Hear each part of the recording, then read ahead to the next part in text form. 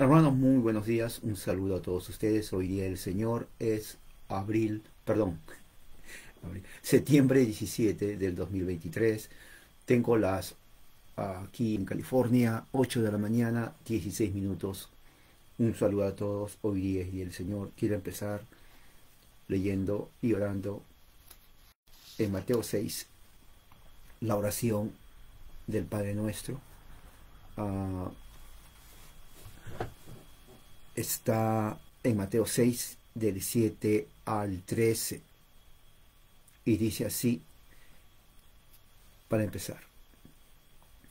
Y al orar, no uséis repeticiones sin sentidos, como los gentiles, porque ellos se imaginan que serán oídos. Pues, porque ellos se imaginan que serán oídos por su palabrería. Por tanto, no os hagáis semejantes a ellos, porque vuestro Padre sabe lo que necesitáis antes que vosotros le pidáis. Vosotros pues orad de esta manera. Oremos. Padre nuestro que estás en los cielos, santificado sea tu nombre. Venga a tu reino. Hágase tu voluntad, así en la tierra como en el cielo. Danos hoy el pan nuestro de cada día. Perdónanos nuestras deudas, como también nosotros hemos perdonado a nuestros deudores. No nos metas en tentación, mas líbranos del mal, porque tuyo es el reino y el poder, y la gloria para siempre, jamás. Amén. Esta es la oración que nuestro Señor enseñó. Y en esta mañana, aquí, tal vez más temprano que donde usted está, vamos a orar. Padre, gracias por este día que tú nos has dado. Que tu palabra que vamos a estudiar sea de ayuda y que tu Santo Espíritu hable en nuestro corazón y nuestra mente. En el nombre de Jesús, amén. Bien, hoy día vamos a estudiar un tema muy interesante que está dentro de el Catecismo Largo de Westminster y tiene que ver con el tema cómo la gracia de Dios manifiesta, cómo el pacto de gracia manifiesta la gracia de Dios. Ese es el tema de hoy. Cómo el pacto de gracia manifiesta la gracia de Dios, está la pregunta 32. Y es muy importante porque tiene que ver con nuestra teología presbiteriana. La confesión larga de Westminster, pregunta 32, dice, ¿cómo se manifiesta la gracia de Dios en el segundo pacto? Esa es la pregunta. ¿Cómo se manifiesta la gracia de Dios en el segundo pacto?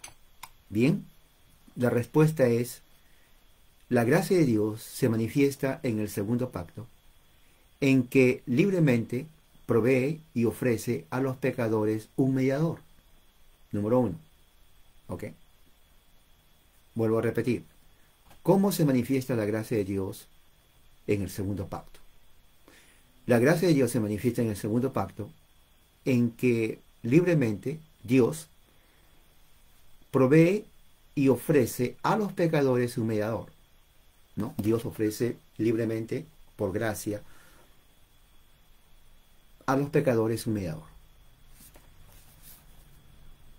Y también le ofrece la vida y la salvación a través de él. O sea, le ofrece un mediador, pero también les ofrece la vida y la salvación a través de ese mediador. Y requiere fe. Mire bien, ahora esta parte es muy importante porque muchos se confunden aquí. Muchos se confunden. Requiere fe como la condición. Cuando usted habla con alguien, nuestra fe cristiana reformada. La fe es la condición, ¿no? Dice aquí, requiere fe. Dios requiere fe como la condición para interesarlos en Él, para traerlos a Jesucristo. Y Dios promete y da su Espíritu Santo a sus elegidos. Esa es otra cosa muy importante. Dios no da su Espíritu Santo a todos. Dios da su Espíritu Santo a sus elegidos. Eso lo dice aquí. ¿Okay? Es muy importante que se tenga en cuenta. Muy importante. A ver. Muy bien. ¿Qué más? Dice, para trabajar en ellos, esa fe. Interesante, porque la fe que tenemos que tener en Jesucristo es un don de Dios. O sea, el Espíritu Santo trabaja en nuestra vida la fe. Y también trabaja con otras gracias, dice aquí la respuesta. Y nos capacita. Interesante. Todo esto lo hace el Espíritu Santo. A una obediencia santa. O sea, la obediencia es parte de la fe cristiana. La idea de muchos que dicen salvación por fe, para muchos la obediencia no cuenta, pero eso es falso.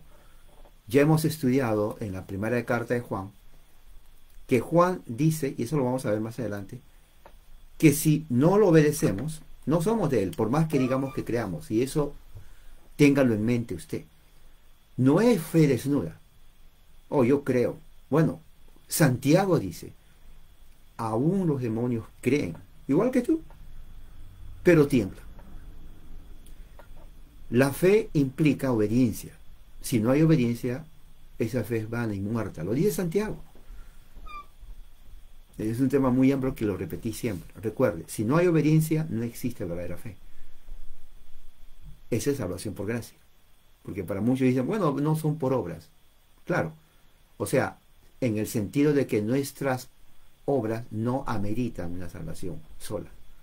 Pero cuando uno cree, obedece. Eso es como una moneda que tiene dos caras. Es imposible que diga, oh, hermano, hay una moneda con una cara. No existe eso, nunca ha existido. Bueno, en la fe va seguido de las obras. Eso es así. Por eso que en el día del juicio, muchos que creen que son cristianos, Dios le va a decir, Jesús le va a decir, nunca os conocí, hacedores de maldad. Es interesante eso. Sigamos. Y dice, como la evidencia de la fe, aquí lo dice, evidencia de la verdad de su fe y agradecimiento a Dios. O sea, nuestra obediencia es la evidencia de la verdad de nuestra fe. Eso es algo automático. ¿Ok? Eso es algo automático. O sea, ni siquiera decir, obedeceré ahora, pero mañana no. No existe eso. Tu fe, yo no la veo, pero sí voy a ver tu obediencia. Así de fácil. O sea, yo no veo tu corazón, yo no sé tus pensamientos, yo no sé lo que tú sientes. Nadie podemos hacer eso. Pero lo que sí podemos hacer es ver la obediencia. Eso habla bastante. Y no me importa cuánto uno sepa o conozca o no. Sí, evidencia, obediencia, evidencia, obediencia. Entonces está demostrando su fe. Así de fácil. Pero también está el agradecimiento a Dios. Es otra cosa muy importante. Agradecimiento a Dios. El agradecimiento a Dios. Ser agradecidos. Y también ese mediador es la forma o el camino en que Dios ha establecido para salvación. Ahora, esta respuesta es muy amplia, pero vamos a ver unos textos bíblicos. Vamos a abrir la escritura en Génesis 3:15. Entonces, voy a poner la Biblia aquí. Tengo Génesis 3:15. Abra la escritura en Génesis capítulo 3. Versículo 15 lo voy a cambiar.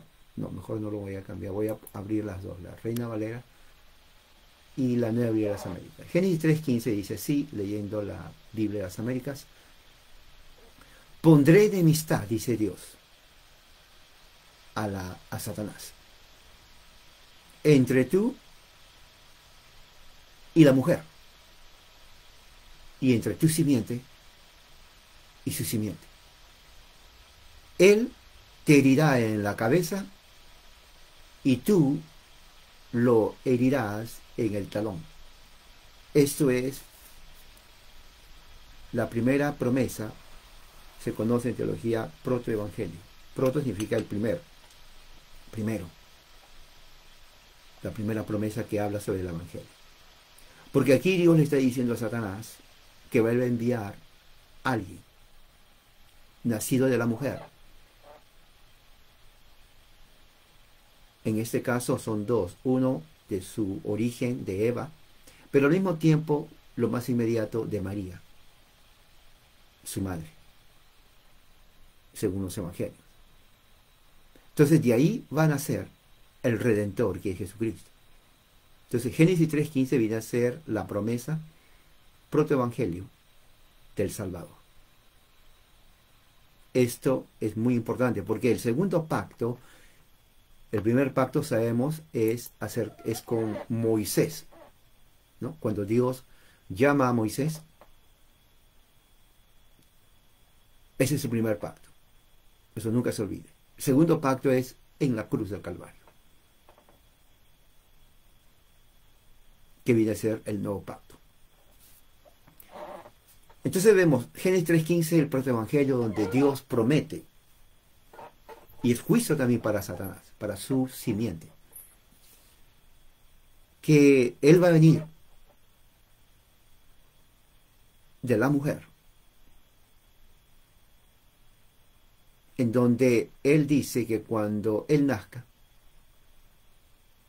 ¿no?, en el versículo 15, él le va a herir en la cabeza y él lo va a herir en el talón, significando su muerte en la cruz. Pero no dice que la va a matar, que es diferente, sino es una herida, porque después que él muere, él resucita. Vamos a Isaías 42:6. ¿Qué dice el libro de Isaías 42:6? Vamos a ver. Vamos a ver aquí, libro de Isaías, capítulo 42, versículo 6. Dice así. Esto es con referente a la promesa de Cristo para un pacto con el pueblo. Isaías 42 dice así el Señor: yo soy el Señor, en justicia te he llamado, te sostendré por la mano y por ti velaré, y te pondré como pacto para el pueblo, como luz para las naciones. Interesante, porque aquí el que está hablando es Dios a su Hijo Jesucristo. Miren, Isaías 42 es otra vez. Dice, vamos del 5 como contexto. Así dice el Señor Dios, que crea los cielos y la tierra, los extiende, afirma la tierra y lo que de ella brota, que da aliento al pueblo que hay en ella. Él da la vida, le está diciendo. Él da el espíritu a los que por ella andan. Y dice el 6, esta es parte muy importante: yo soy el Señor, en justicia te he llamado. ¿A quién le está llamando? Está llamando a Jesús en su existencia preencarnada. Y le está diciendo, mire, ahí está el diálogo entre el Padre y Jesús antes que Jesús venga en forma humana. Dice, yo te voy a sostener, te sostendré por la mano y por ti velaré.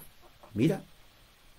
Y te pondré como un pacto, mire, para el pueblo. Esto es increíble. Ahí está. Le va a poner como pacto. Ahora, la pregunta es importante porque ya Israel estaba bajo el pacto de Moisés. Y Dios dice, aquí, para que se den cuenta, te pondré como pacto, o sea, a Jesús. Le va a poner como pacto. Interesante, esto me gusta. Okay. Te pondré como pacto. Escuche bien. Para el pueblo, como luz para las naciones. Dice exactamente. ¿Se acuerdan que Jesús dice, yo soy la luz del mundo? ¿Se acuerda que Juan el Bautista dice, he aquí el Cordero de Dios que quita el pecado del mundo? Se está refiriendo. O sea, Isaías en el capítulo 42, versículo 6, está hablando Dios con su Hijo. Recuerde que el nombre Jesús viene cuando Jesús nace de la bendita Virgen María. Porque antes estaba en espíritu, estaba en la gloria de Dios.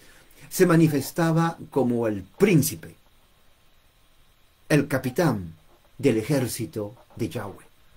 Él fue el que peleó contra los cananitas, jebusitas y todas las tribus del Medio Oriente. Eliminando a todas ellas, trajo su ejército de ángeles y peleó por Israel. Increíble. Eso es increíble. Jesús en su etapa preencarnada se llamaba el príncipe o el capitán del ejército de Yahweh y peleaba por el pueblo de Israel con todos sus huestes de ángeles. Los derrotó a todos. Les tenían miedo. Sí, Jesús. Por eso el Señor, el Padre, le dice a él, a su Hijo, yo en justicia te he llamado, Hijo. Sí, Padre. Yo te voy a sostener por la mano y por ti voy a velaré. Sí, Padre. A ti yo te voy a poner como pacto para el pueblo. Sí, Padre, obedezco. Así, el Padre hablando. Pero tú también vas a ser luz para las naciones. Ahora, es increíble porque esto es la evidencia clara de que Jesús, ¿no?, es justamente el que está hablando a ti, el que está hablando aquí con el Padre en referente a su venida y a su misión en la tierra. Por ejemplo, Dios dice en Isaías, ¿no?, 42:6, que Él va a poner a su Hijo como luz del mundo. Y Jesús en Juan 8:12 dice, yo soy la luz del mundo. Ahora, vamos a leer otra vez. Isaías 42:6, lo que le dice el Padre a Jesús. Esto es muy importante, porque usted ya tiene aquí la teología de las Escrituras. Nadie le puede engañar a usted. Dice, yo te pondré como pacto para el pueblo, y te pondré como la luz de las naciones. Y mire lo que dice Jesús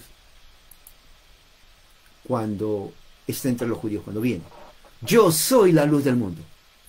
Ahí está. El que me sigue no andará en tinieblas, sino que tendrá la luz de la vida. Gloria al Señor. Esto es increíble, hermanos. Isaías 42:6, el Padre hablando al Hijo acerca de su misión. Vamos a ir a Juan 6:27, ya que estamos hablando del Evangelio de Juan. Juan 6:27.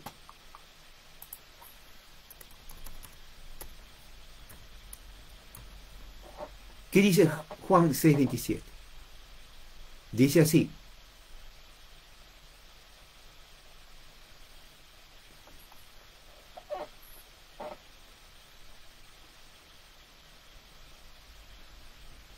Trabajad, dice así. No por la comida que perece, sino por la comida que a vida eterna permanece, la cual el Hijo del Hombre os dará, porque a éste señaló Dios el Padre. Isaías 42:6, Génesis 3:15, acabamos de ver. Ahora, interesante porque este texto lo que señala es que Dios puso a Jesús como pacto para su pueblo. Pacto significa, cada vez que ustedes escuchan la palabra pacto, tienen que tener en mente sacrificio.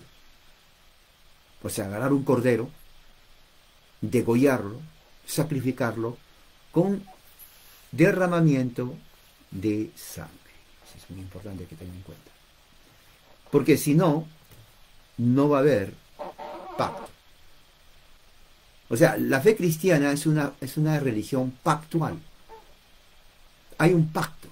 Sin pacto no existe religión verdadera. Inclusive los paganos hacían lo mismo.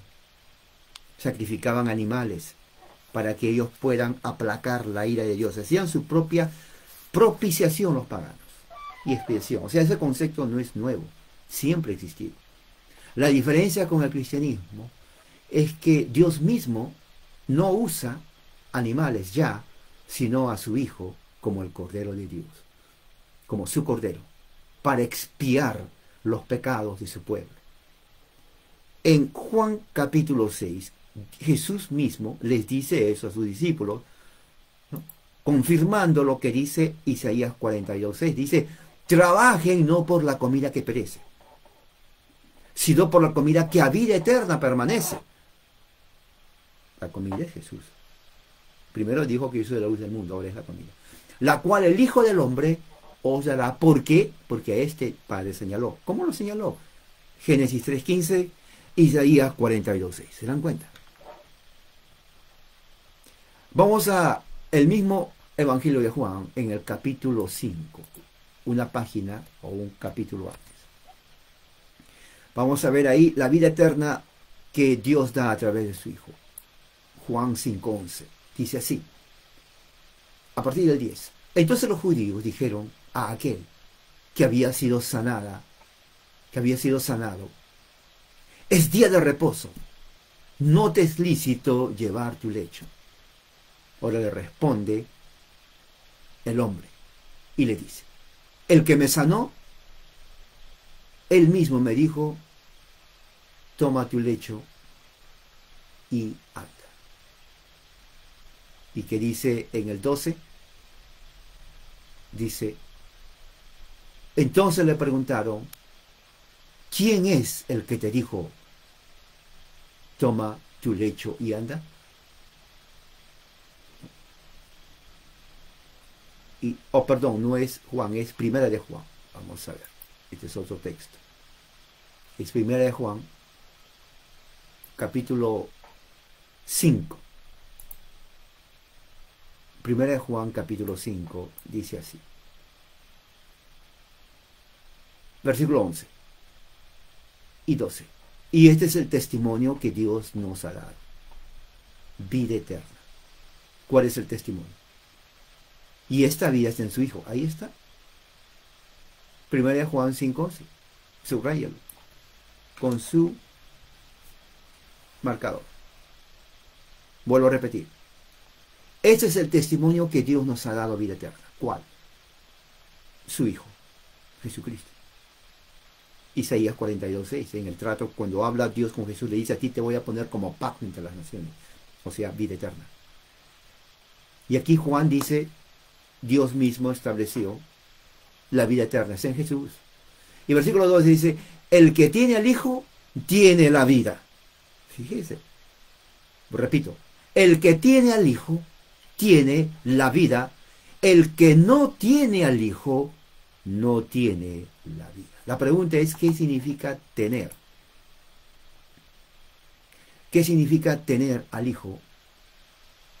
¿Qué significa no tener al Hijo? Bueno, significa tener su Espíritu Santo. Y Dios se lo da no a todos.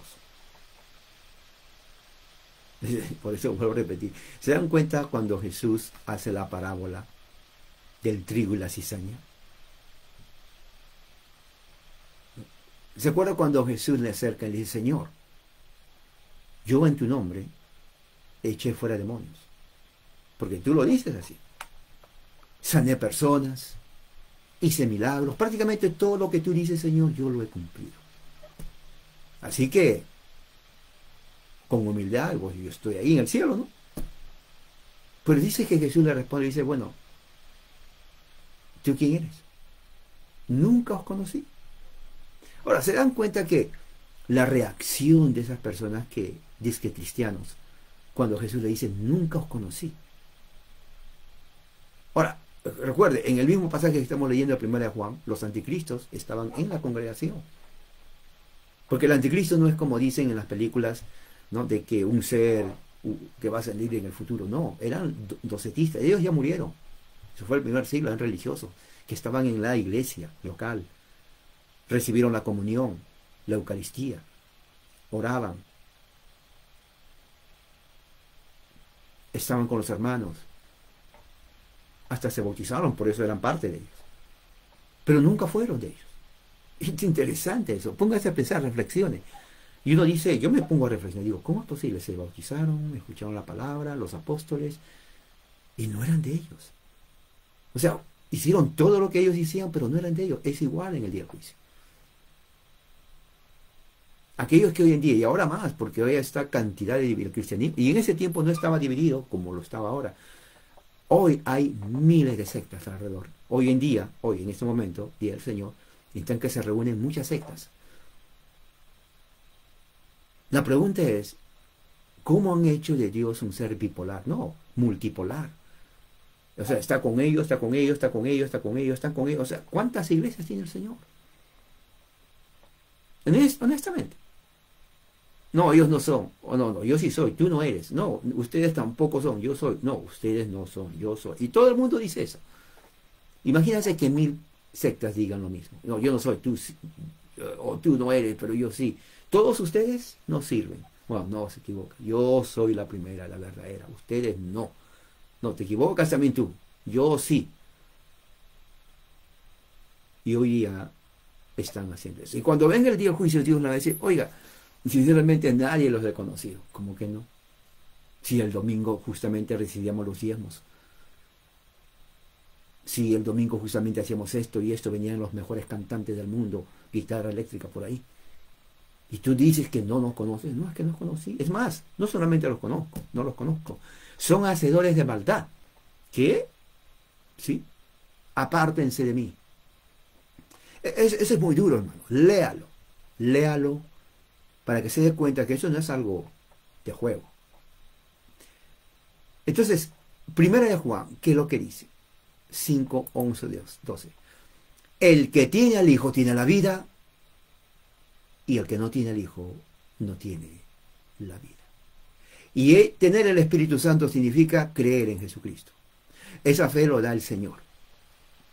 Juan 3:16, el texto que todo el mundo lo sabe, todos, hasta el ateo sabe ese texto, créame.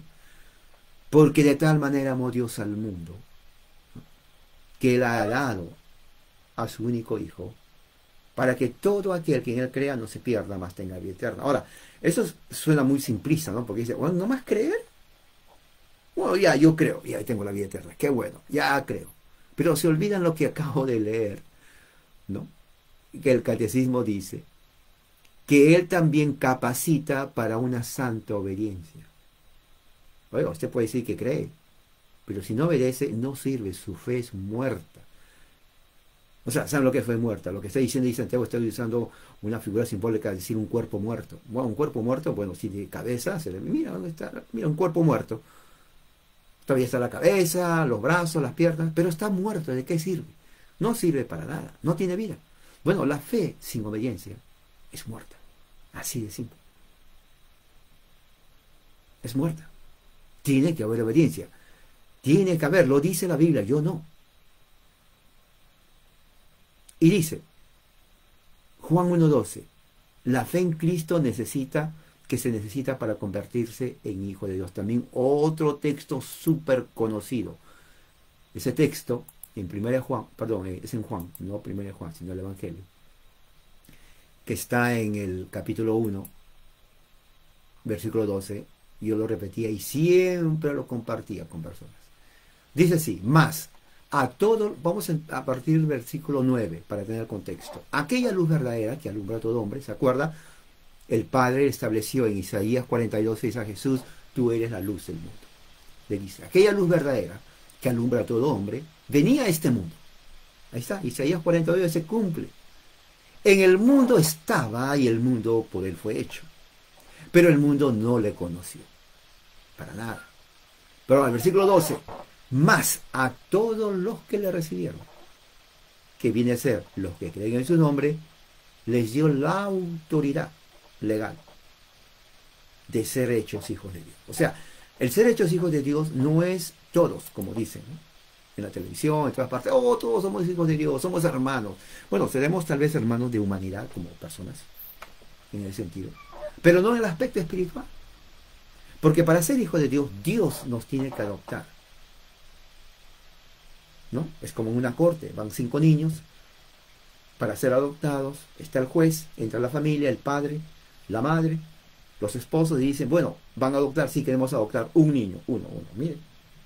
Y claro, los niños huérfanos quieren ser adoptados. Y el juez le dice, bueno, ¿quién van a adoptar? Ah, ese que está ahí, el segundo. Ok, entonces los otros dicen, y nosotros, él es nuestro hermano, queremos ser tus hijos. Bueno, el juez dictaminó, por decisión de los padres, solamente uno. El resto ya no. Mire, el juez dice, solamente uno es hijo de ellos, a partir de ahora. Ustedes el resto ya no. Por más que ellos quieran, y por más que hayan sido hermanos del otro niño. Pero por ley, la pareja solamente tiene un hijo, no el resto. Bueno, algo parecido así es lo que sucede en la adopción, porque se llama hijos adoptados. Dios nos adopta en Cristo. A los que Él quiere, no a todos. El resto siguen siendo seres humanos, pero no son hijos de Dios. O sea, Dios elige a sus hijos. Proverbios 1:23, Dios promete el Espíritu Santo a sus elegidos. Ahora vamos a ver el Proverbios, un texto que casi no se lee. Versículo 1:23, eso está en Proverbios, que está antes de los Salmos. Dice el versículo 23, Dios, a través del sabio Salomón, vamos del 22 al 23, contexto. ¿Hasta cuándo, oh simples, amaréis la simpleza? Dice así. ¿Hasta cuándo burladores desearán el burlar? Y los insensatos aborrecerán la ciencia. O sea, está hablando de los impíos, de los pecadores, de los que no tienen a Cristo, de aquellos que rechazan por soberbia, orgullo, arrogancia, ¿no?, el consejo de Dios. Ahora, mire el 23. Volveos a mi reprensión. O sea, arrepiéntanse. He aquí yo, está hablando Dios, derramaré mi espíritu sobre vosotros. Esto es tremendo, me gusta esto. Porque en Proverbios mucha gente dice, no, pero Proverbios son un libro que no habla. Aquí está doctrina escritural que creemos los cristianos. Dios promete derramar su espíritu sobre aquellos que se arrepienten. ¿Me está entendiendo usted? Por eso que siempre digo, aquí no van a escuchar historietas, ¿no? No van a escuchar cuentos, no, nada de esas tonteras, o a perder el tiempo. Yo quiero que usted salga de aquí sabio. Otra vez vuelvo a repetir. Versículo 23. Vosotros volveos a mi reprensión.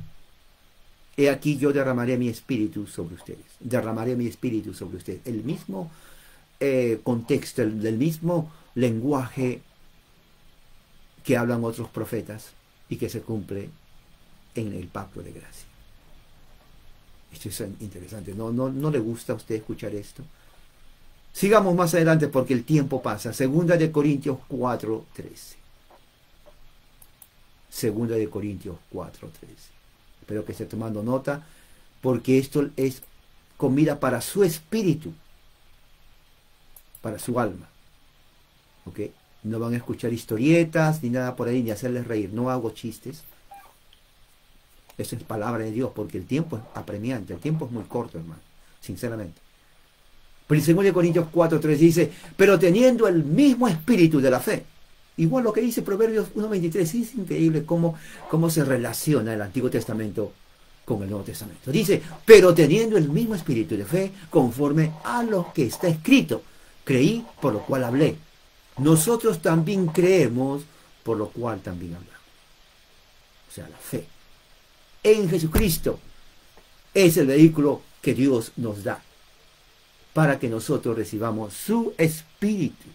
No el espíritu del mundo, sino el Espíritu Santo, o Espíritu de Cristo, o Espíritu de Santidad, o Espíritu de Dios. ¿Me entiende lo que estoy hablando? Gálatas 5, 22, 23, las varias gracias que trabaja el Espíritu en los elegidos. Porque eso es algo que tiene que saber. Vamos a Gálatas, capítulo 5. Esto es tremendo. A mí me llena, mi espíritu me llena de gozo. Eso es verdad. Gálatas 5, 22 y 23 dice así, mas el fruto del Espíritu, o no, dice frutos como plural, hay un fruto solamente. Fruto es una figura retórica que implica, digamos, el árbol, la naturaleza. Lo que quiere decir ahí, la evidencia de tener el Espíritu Santo. Eso es lo que está diciendo. ¿Cuál es la evidencia de que uno tiene el Espíritu Santo? Bueno, número 1, dice ahí el amor. El amor agape. ¿Qué más? También está el gozo. También está paz. Paz de Cristo. Nada de ansiedad, de preocupaciones. Tenga la paz de Cristo. ¿Hasta cuándo va a entender que hay que tener paz? ¿En las buenas? ¿O en los peores momentos? Cuando hay peores momentos, más paz todavía. ¿Sí? Tranquilo. Oye, pero a ti no te preocupa que mira, ya se te cayó la casa. ¿Cuál casa? Pues mira, ¿no? La casa no es condición para que yo me sienta feliz. Oye, pero mira, pareces un miserable y encima estás alabando a Dios. Tu opinión nunca te la pedí. Y 2, no me importa. Número 3, a mí lo que me importa, tengo el gozo del Señor. Y no, porque la gente dice, oye, pero tú, o sea, uno no les pide opinión ni consejo y se las dan. Cuando ellos están peores que uno. Paciencia con ellos. Honestamente a mí me falta paciencia, es la verdad. Y se los digo, entonces tengo que estar trabajando en la paciencia. Benignidad.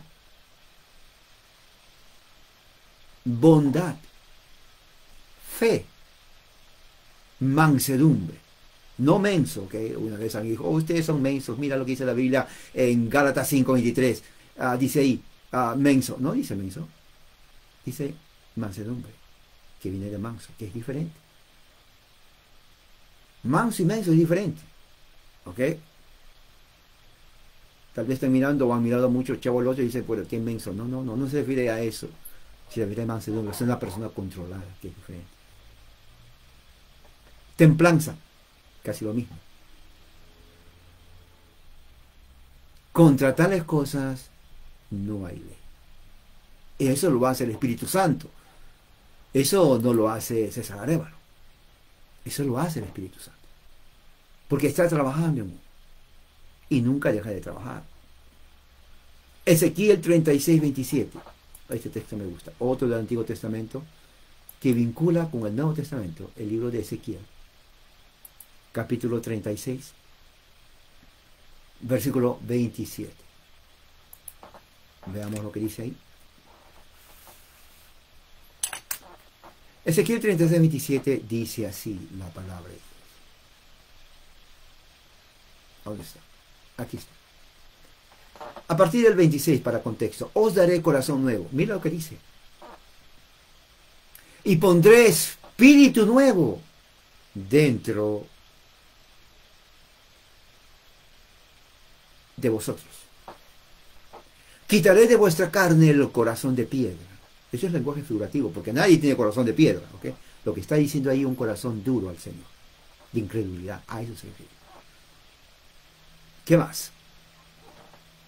Y les daré, a cambio, una vez que quite ese corazón de piedra, les voy a dar un corazón de carne. Eso no implica que nunca tuviera un corazón de carne, ¿ok? Porque alguien, créame, muchos dicen, mamá, el vecino tiene corazón de piedra. ¿Cómo es eso? ¿Sí? ¿No creen? Su corazón es de piedra, mamá, de verdad. O sea, cree literalmente que... cuando en realidad lo que está diciendo el lenguaje hebraico aquí es decir, la persona dura de corazón, o sea, la persona que cierra su corazón al Espíritu Santo, es corazón de piedra, a eso se refiere. Y no significa que nunca tuvo corazón de carne. Y número 2, dice, lo va a quitar. No quiere decir que Dios lo abre su pecho y la saca. No es una figura figurativa. Lo que está diciendo es que el Espíritu Santo hace un cambio en ese corazón incrédulo y pone un corazón noble, que viene a ser corazón de carne. A eso se refiere. ¿Ok? Así que la próxima vez que lea eso, diga, ese tiene corazón de piedra, ojalá que el Señor le ponga corazón de carne. Si lo dice figurativamente no hay problema, pero no es realmente algo literal. 27. Pondré dentro de ustedes mi espíritu. O sea, lo que está diciendo ahí es el paralelo. Corazón de carne implica el espíritu de Dios va a entrar ahí.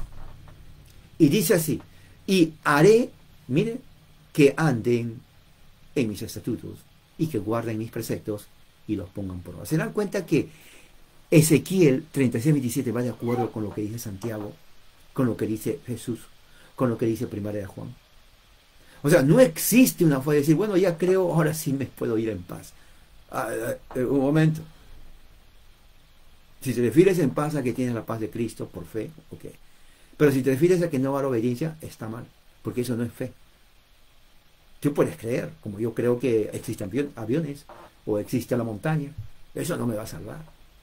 Creer de que existe un Dios tampoco me va a salvar, porque hay millones que creen, judíos, no creen en Cristo, pero creen que hay un Dios, musulmanes, no creen en Cristo, pero creen que hay un Dios, pero eso no les salva. Es Jesucristo y obedecer su fe. Sí, Él dejó leyes. Muchos tienen la idea, bueno, no estamos en el pacto de la ley, eso era antes. No, eso es ahora. Eso es ahora. Fe implica obediencia, hermano. Vuelvo a repetirlo, voy a poner siempre. Fe implica obediencia. Fe implica obediencia. Fe implica obediencia. Y no es, bueno, voy a obedecer porque al fin y al cabo ya eso es algo por gracia. No. Fe implica obediencia. Eso es así. Vuelvo a leer. Mira lo que dice el catecismo, cómo lo pone. Esta es fe reformada, ¿ok? Dice, la evidencia y nos capacita para obedecerle. Fíjese. Como la evidencia de la fe, evidencia de la verdad de la fe y agradecimiento de Dios. Como la forma en la cual Él los ha señalado para salvación. Esa es la forma. La forma para salvación es fe y obediencia. Eso es. Uno dirá, bueno, eso no suena como fe y obras. Bueno, la pregunta es, ¿quién puede creer sin obedecer? No existe. No dice fe y obras de salvación. Está diciendo que la fe implica obediencia. Porque yo no miro tu fe, ni tú la mía. Tú no puedes decir, a ver, hermano, sus lentes implican que tiene poca fe. Absolutamente nada. Es una tontera. Pero sí lo que vamos a ver es la evidencia. La obediencia, o sea, lo que dice Gálatas, fruto. ¿No? Entonces, todo eso. Entonces, eso es lo que va a demostrar ante el resto ese cristiano. ¿Te lo digo? No, pero mira cómo vive. O al menos creo que es cristiano, porque el tipo o esa persona, para mí, es un buen ejemplo. ¿No? O sea, eso es lo que mira el mundo. El mundo no va a mirar su corazón, su mente, sus pensamientos, para nada. Entonces dice aquí, ¿no? En el 27, esto me gusta, pondré mi espíritu y haré que anden en mis estatutos, guarden mis preceptos, los pongan por obra. Y aquí viene el otro pasaje que me gusta. Santiago capítulo 2. Vamos con Santiaguito. Me gusta Santiago.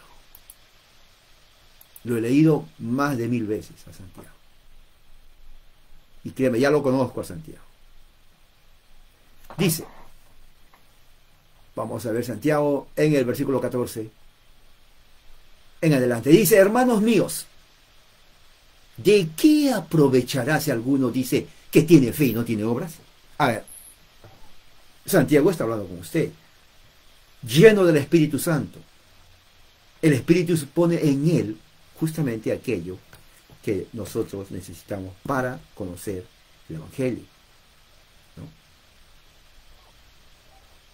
Dice, ¿de qué aprovechará si alguno dice, oh, yo tengo fe, pero no tengo obras?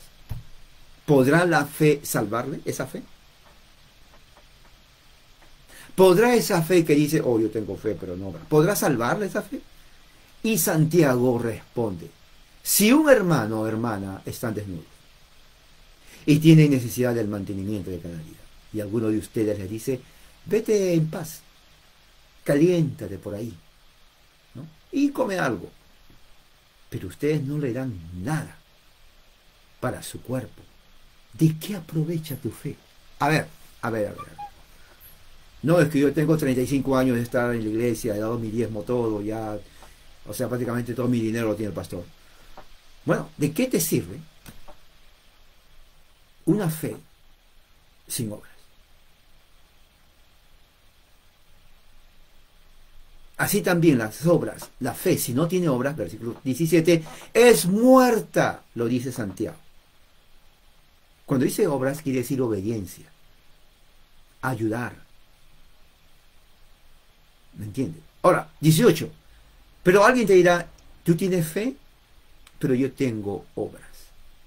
A ver, tú que eres creyente, muéstrame tu fe sin tus obras. A ver, no hagas nada, pero muéstrame, quiero ver tu fe. Estoy aquí mirando, estoy esperando, a ver, o no hagas nada, no obedezcas, obra, pero quiero que me lo muestres tu fe. A ver, ¿cómo me vas a decir? No solamente digas tienes fe, no, muéstrame. Estoy esperando, ya pasaron 1 hora y no he visto nada. No, es imposible. No vas a decir, bueno, mira, aquí está mi cabeza, mi corazón, míralo, aquí está la fe. No existe eso. ¿Tú crees que Dios es uno? Sí, yo creo, es monoteísmo. Bueno, perfecto. Pero ¿sabes qué? Los demonios creen y tiemblan. ¿Cómo? O sea, ¿ellos son salvos? No. No es fe de salvación el que tienen los demonios. Es que ellos saben que Dios existe. Y ellos lo conocen. Tú crees en él. Los demonios creen porque lo han visto, saben. Saben que hay un ser súper todopoderoso llamado Dios.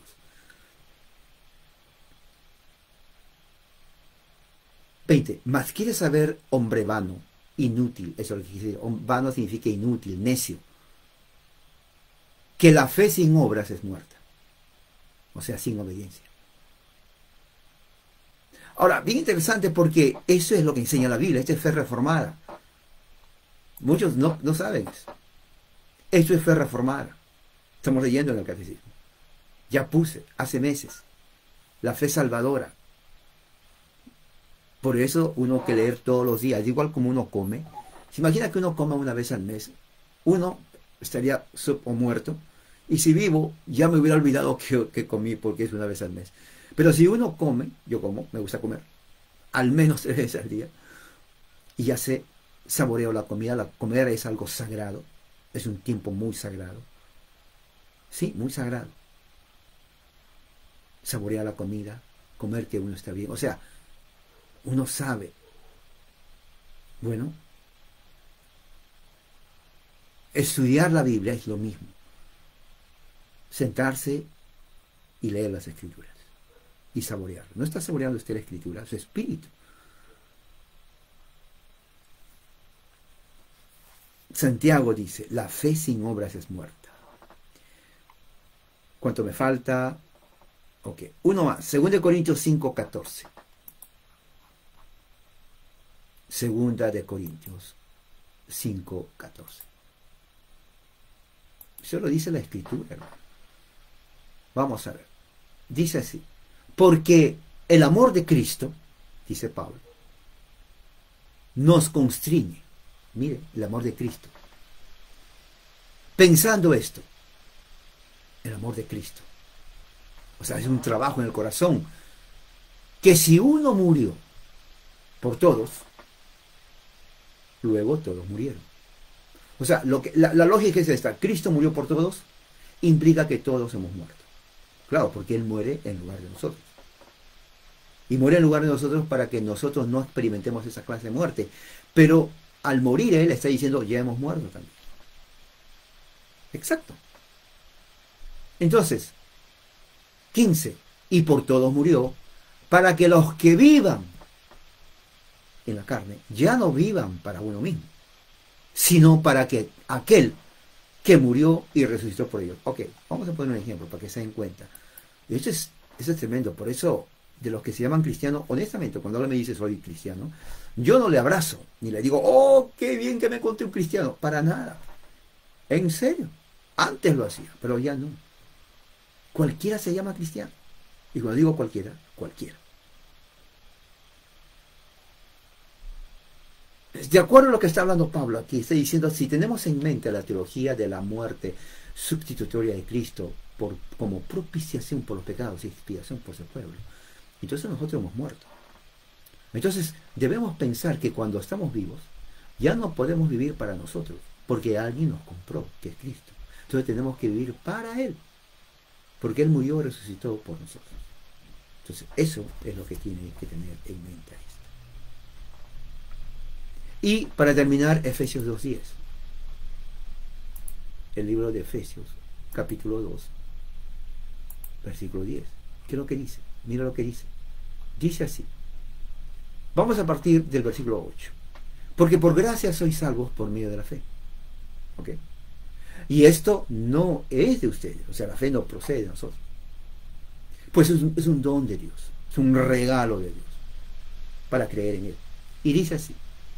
No por obras, o sea, por algo externo. Ahora, esto no implica que no es por obediencia, sino está diciendo que nuestras obras o obediencia no ameritan el favor de Dios, porque es imperfecto, que es diferente. Pero mira lo que dice, para que nadie se gloríe. O sea, yo hice más obras que tú, así que yo soy el favorito de Dios. No existe eso. Pero aquí viene el 10. Porque somos hechura suya. O sea, Dios nos ha creado. ¿Para qué? Creados en Cristo Jesús. O sea, es una creación no física, sino espiritual. Nacer de nuevo. Para propósito. ¿Cuál es el propósito? Buenas obras. Un momento. En el 9 dice que no tenemos, que la salvación es por obra. Ahora dice que para buenas obras. Claro, no hay contradicción. Porque en el primero está hablando cómo ganar la vida eterna. Y es por fe, no por obras. En el segundo no está hablando cómo ganar la vida eterna, sino la evidencia de esa vida eterna, que es buenas obras. ¿Se dan cuenta de la diferencia? Dice, porque el propósito es buenas obras.